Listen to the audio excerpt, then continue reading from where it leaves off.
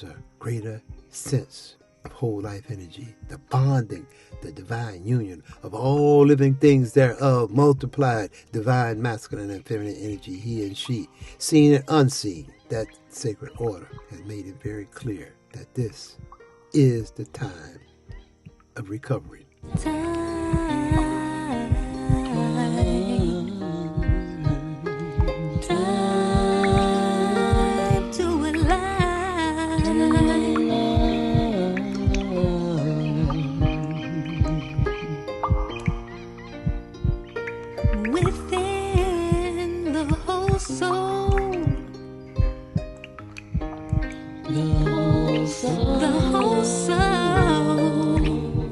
High Priest Kwatamani, Supreme Soothsayer, Soul Seer, Spiritual Healer and Revealer, Chief Elder of the Kwatamani First Genesis tribe, the oldest, longest sustained, raw and living, plant fuel consuming, family community order known, over half a century, and still going strong in the tropical rainforest.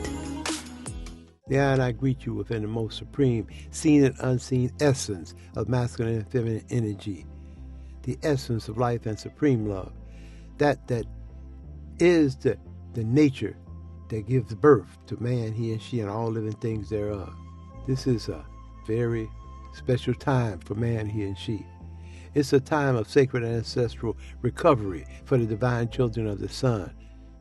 It's a time to recover the sacred garden culture from which we come, if we intend on surviving. And make no mistake about it, there are a sacred few of us who definitely have no other wish, want, or desire, no other focus or intent other than to recover the sacred ancestral essence of divine social, economic, family, community order. Many have no idea of what we're talking about when we say divine social, economic, family, community order. So divine clarity is the focus of this particular presentation. In order for man, he and she, to transmit the holistic living existence of that first Genesis reality into the generation next, we must follow the sacred principles and order that was given from its onset. The divine union of masculine and feminine energy emerging upon this earth within a tree of life culture, the sacred garden culture from which we come, with the purpose of going forward and multiply divine social, economic, family, community order as the space and place to safeguard the divine union of masculine and feminine energy, the sacred garden culture from which we come, and then to actually multiply that energy into every offspring and vibration of the generation next. We know full well that in order for that to manifest, there must be the sacred bonding of masculine and feminine energy, he and she. Just as it was in the beginning, so it must continue to be in divine order. When we slip out of that synchronized motion, we then have sunk into a lower and lesser state of disorder. And there is no middle ground, divine order or disorder. There is no middle ground. It is the wholeness of sacred ancestral soulness, or it is the unwhole state of self-deified individualism, where anything goes. The holistic living reality is what we're talking about here. Within the wholeness of holistic living soulness, there must be an obedience to the sacred ancestral principles of Maat. We must have that feeling within the essence of who we be, to give honor, praise, thanks, and appreciation to all living things thereof, under the holistic living overstanding that masculine energy has been forwarded to give divine guidance and protection to the women and the children, and that femininity has been forwarded to nurture affectionately the divine principles of Maat and to every offspring and vibration of the generation next.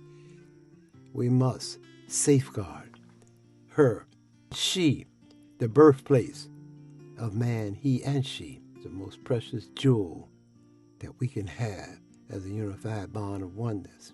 In order to safeguard her, there has to be a network that will ensure that that divine guidance and protection is upheld and maintained by every means divinely necessary and available. In no way are we saying that we should turn the other cheek. In no way are we saying that we should allow the mosquito nature of a predator to suck and sap the blood of our existence to fuel its self. What we're saying is that we have every divine, natural, and innate duty, obligation, responsibility to utilize the mental, physical, and spiritual essence of who we be as the tool to provide divine guidance and protection over the women and the children. And that she must in turn provide nurturing affection to the principles, morals, and value of divine social, economic, family, community order. Safeguarding the women and the children is the essence of who we be as man, he. Safeguarding the women and the children is essential for our existence. Divine nurturing affection is the essence from where we emerge. Divine nurturing affection, the feminine nature, must be divinely guided and protected. And in order to do that, there has to be an order, a divine, socio-economic, family, communal order. 365, 24/7. That sacred order is upheld and maintained. When we get away from that and we start to follow those self-centered individualistic states of reasoning, these are the times that we lose track with our principle of providing divine guidance and protection as the masculine he, of giving divine nurturing and affection as the feminine she. There are those particular ways of life where one's only requirement is to gather, let's say, on a Sunday or a Friday or a Saturday to give homage to whomever that particular nature of worship that one uphold and maintain. We, the masculine and feminine energy, have the divine, natural, and innate duty, obligation, and responsibility to take care of our principles, morals, and values that will uphold and maintain the forward multiplication of divine social, economic, family, community order. 24/7, 365, and any portion thereof. It is then an absolute necessity that we come to the realization that these codes have been broken. And if we have any intention on surviving, we must recover the wholeness of divine social, economic, family, community order. Take that comprehension a step further.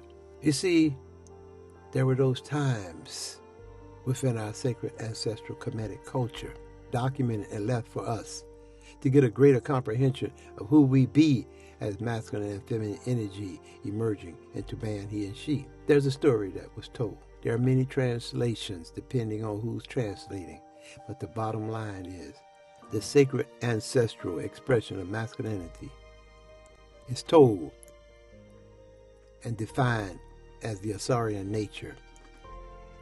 If we can accept that, we move forward. The Ausarian nature was about higher peace consciousness. Every vibration of sacred garden culture encoded his principles as the green god of the black lands, the black lands being the fertile soil, the green god being the tree of life, the sacred garden culture presence. That sacred ancestral feminine mate being the waters, the soil, the birthplace of a new beginning. And that was defined as Isfet. And then there was the she who was tied to that opposing nature of energy. She broke all ties. She dispelled all lies. And she began to redefine her essence. The redefining of who she be as Nebuchadnezzar was formulated into a divine union of masculine and feminine energy with Asar and her sister Isfet. And this formulated an experience that we must be clear on. The divine union of one, masculine and feminine energy, forwarding divine social, economic, family, community order. There were offsprings birthed. The offsprings, Haru and Impu, if we can take that as a simple expression in the language that we speak today. That opposing nature of energy, that is to say, the Lord of the Warlord, that opposing nature of energy, the God of the desert dwellers, the God of the white blight nature of thought and reasoning, the nature that opposed the divine union of masculine and feminine energy, opposed divine social, economic, family, community order. It manifests with its disciples and followers to entrap, enslave the sacred ancestral essence of masculine energy, therefore leaving the sacred ancestral presence of feminine energy unguided, unprotected, putting her within a state where the only kind of masculine presence that she would be able to connect with was the set nature. However, because these feminines were of a greater sense of conscious thought and reasoning and action, they chose to align with the wholeness of soul of the Ausarian nature. The wholeness of soul has been maintained until this very day because the feminine has the ability to nurture all that has been brought to she. And what was brought to those who aligned with the wholeness of soul was whole soul energy. This is not the end of the story, however, because that set nature roamed the earth, transmitting that nature of disorder through every encounter. Something unspoken occurred. You see, we talked about the two sons, Haru and Impu. We did not talk about the birth of those feminine natures and those who must have become kind of lonely for the wholeness, that is to say, the physical presence of masculine energy. Now, it is told that there has been a tremendous war over generations of time, eons. What we must come to realize is that within this AD cycle, make no mistake about it, the master shapeshifter has, in fact, dominated, controlled, and ruled over man, he and she, even though there are pockets that have upheld and maintained a greater sense of order, a greater sense of principle for divine social, economic, family, community order. There's still something missing. What has become clear to the eye and eye is that on many occasions, when there are those who speak to I, they ask, so are you communists? Are you socialists? And when they speak, what is clear is that the individual is speaking to I from a nature of master capitalism, from the nature of self-centered individualism. That means that the being is looking for ways and means to castrate, to crucify. The reality is there has been a development of certain kinds of social orders. And no matter what happens with we who are of the sacred ancestral essence of divine social, economic, family, community, there's always some method of trying to cast us into one or the other of the various circumstances that has manifested from those who wandered away into the wilderness, ignoring the fact that there were those who remain as the keepers of the sacred garden culture from which we come as divine children of the sun. It is not for those who have wandered into the wilderness of disorder to define who we be, but rather for we of the sacred garden culture energy, we of the divine children of the sun, those who emerge from those sacred ancestral elders, to come to the realization that we must uphold and maintain the principles of divine social, economic, family, community order. And we have been given the principles of Maat, which synchronize and coincide. Simply, Maat is divine social, economic, family, community order. No ands, no ifs, and no buts about it.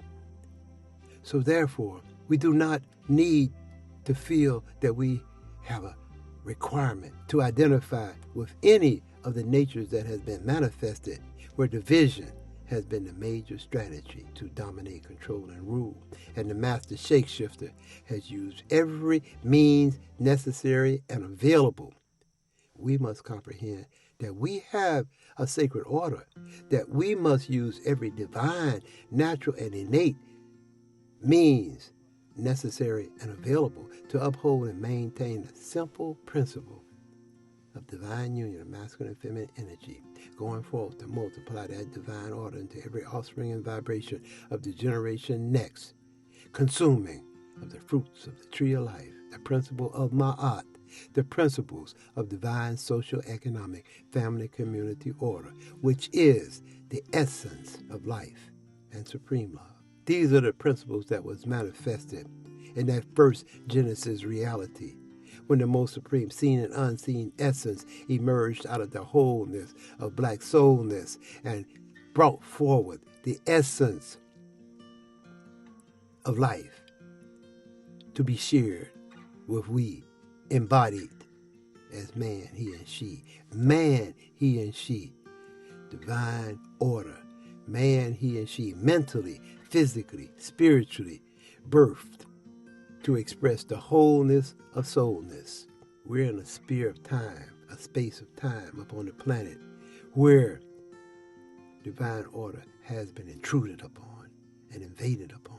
There's a greater sense of whole life energy, the bonding, the divine union of all living things thereof, multiplied divine masculine and feminine energy, he and she, seen and unseen. That sacred order has made it very clear that this is the time of recovery.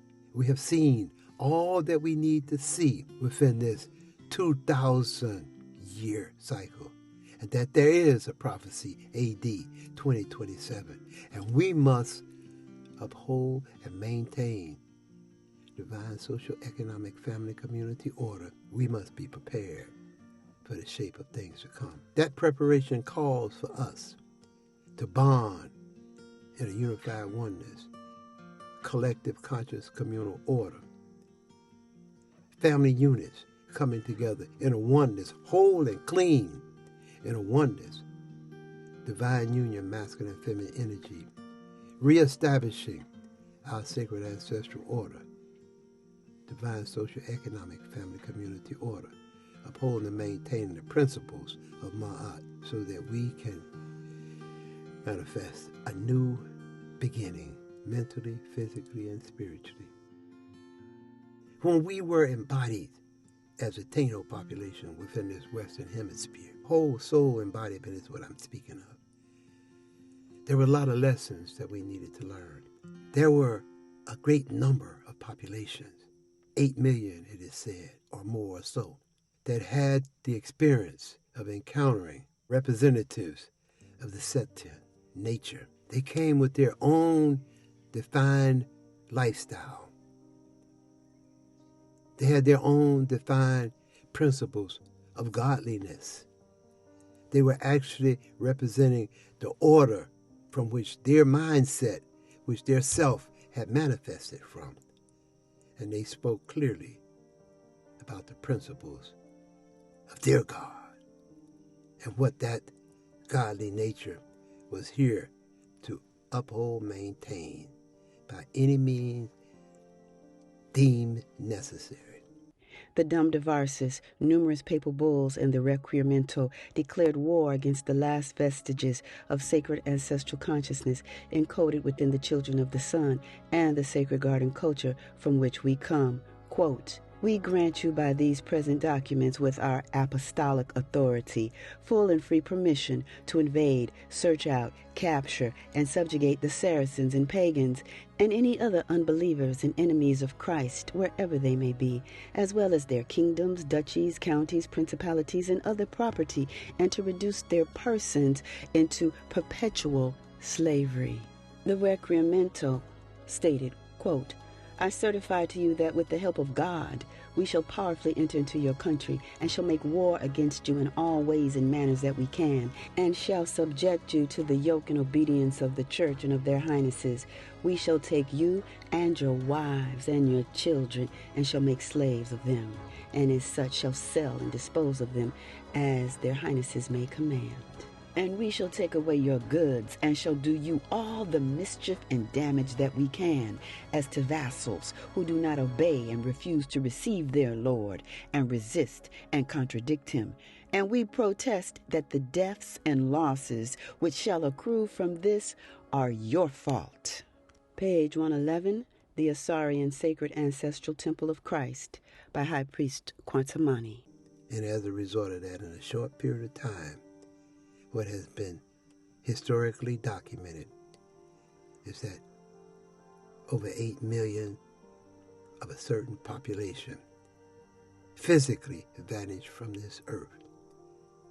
Let's make no mistake, the whole soul of those beings who were clear are still here. Then I remember a sacred one. He was identified as Hatui, the Taino chief. And he was told, join the nature of this order and you will be saved.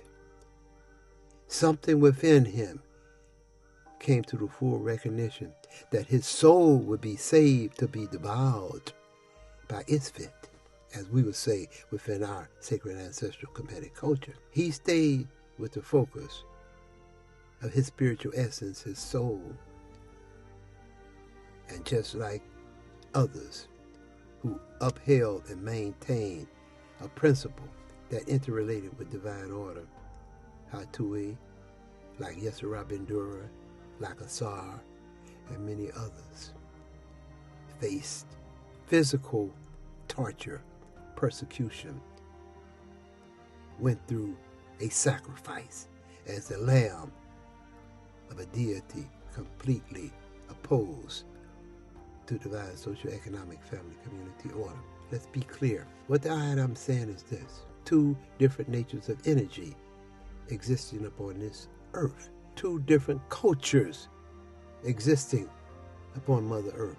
The culture of divine order, the culture of divine socio-economic family community order, the culture of the sacred garden, culture from which we come as divine children of the sun.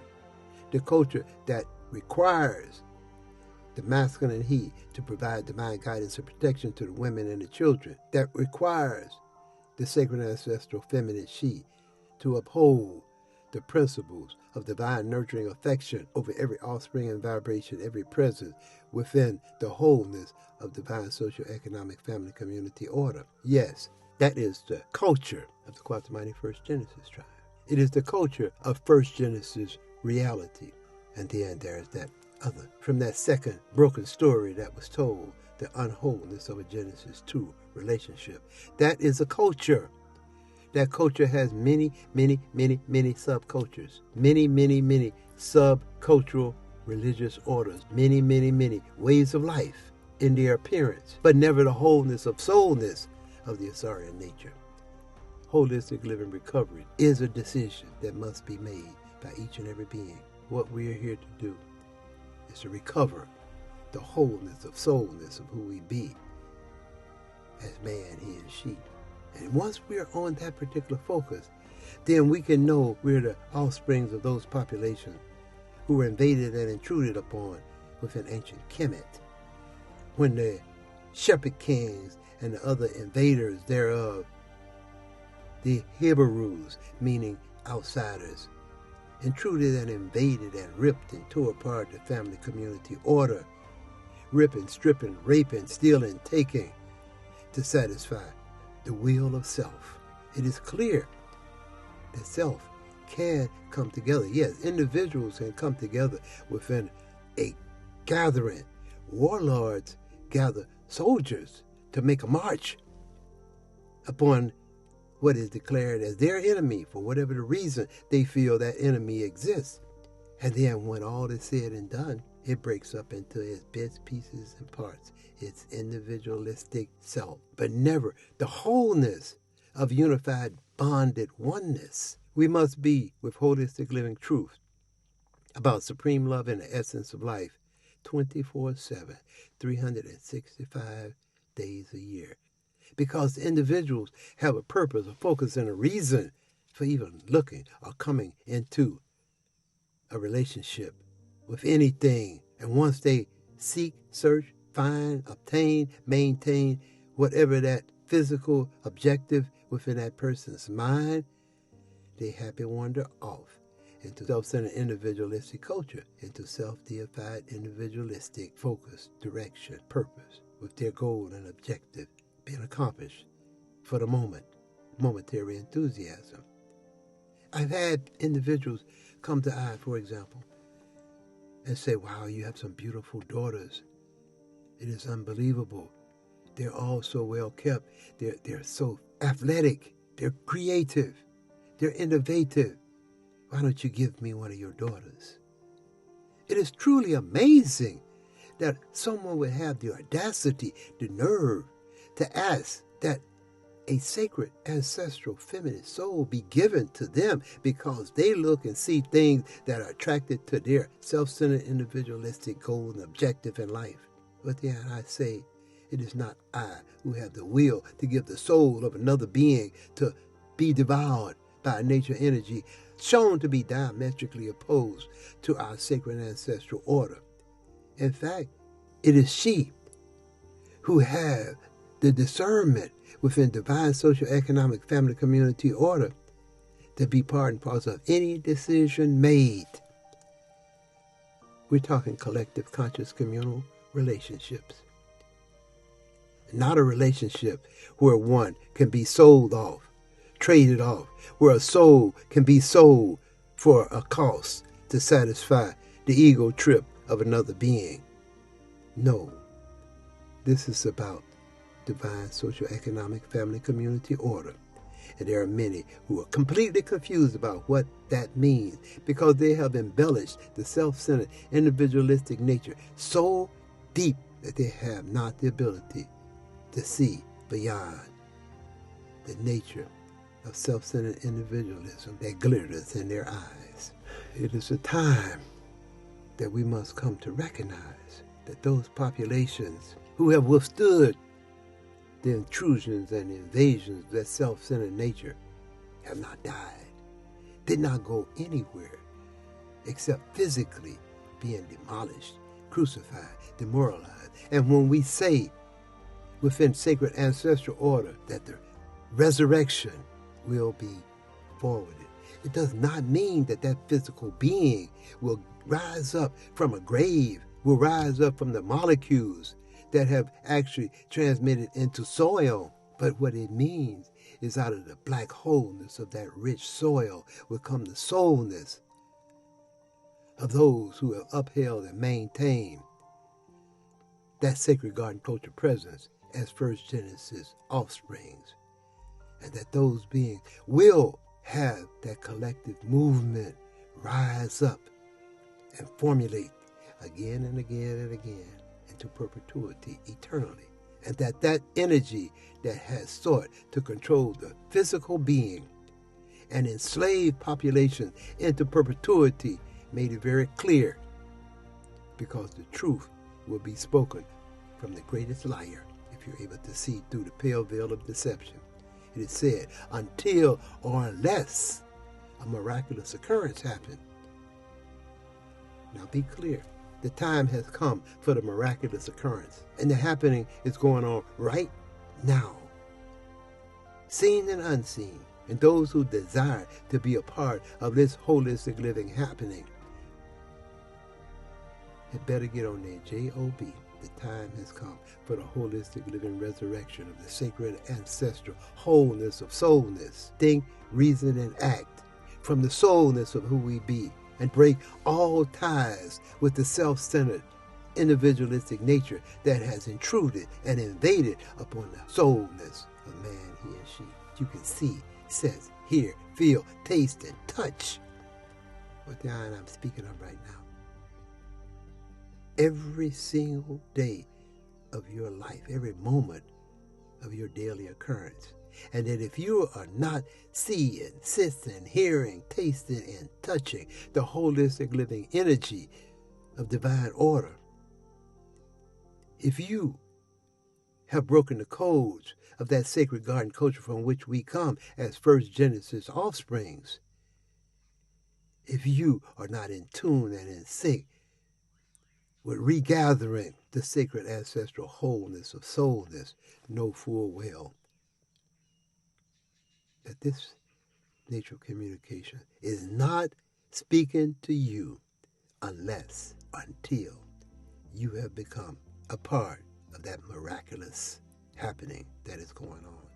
And it's going to require work. Because if one has been indoctrinated into a nature of energy, and every vibration before that being has indoctrinated that being into a nature of self-centered individualism, a nature of a culture that keeps one worshiping and idolizing the materialistic state of being, one will vanish into the materialistic, the physical state of their existence, unless the individual is able to detox, purge, and heal, release that vibration and sensation that keeps one locked into that physical state of existence, where one's mental thoughts and everything thereof has been focused to uphold and maintain and worship the physical existence as all things, the self-glorification, the self-gratification as the goal and objective of living. That is the nature that being has become. So that being has become of the unwhole culture. And we're just here to help one to be clear of what it is that we of the wholeness of soulness must not align with. Many of the parents, many of the friends, the kin, many of those that one associated with are emerging from a different culture, whatever the splinter, the bit, the piece, the part thereof is, to uphold and maintain the self-centered individualistic nature. That is to say, the being has become part of that master shape-shifting energy. And that being will do anything by any means necessary to uphold and maintain what that being has learned to idolize and worship about that physical state of self-centered individualistic existence. Therefore, we must uphold and maintain the wholeness of soulness. That soul-to-soul relationship of he and she must be the greatest magnetic pull within our existence. Because only that great magnetic pull will give us the ability to go forward and multiply every offspringing vibrations of that great magnetic pull into every offspringing vibration of the generation next, the women and the children, which is the carrier of the wholeness of our soulness. We must focus on resurrecting the essence of who we be, whole soul energy, and we must come to a full recognition that divine social, economic, family, community order is our vehicle to go forward and multiply the sacred ancestral principles of Maat, to go forward and multiply that First Genesis reality, to go forward and multiply that sacred garden culture from which we come as divine children of the sun. Free your mind.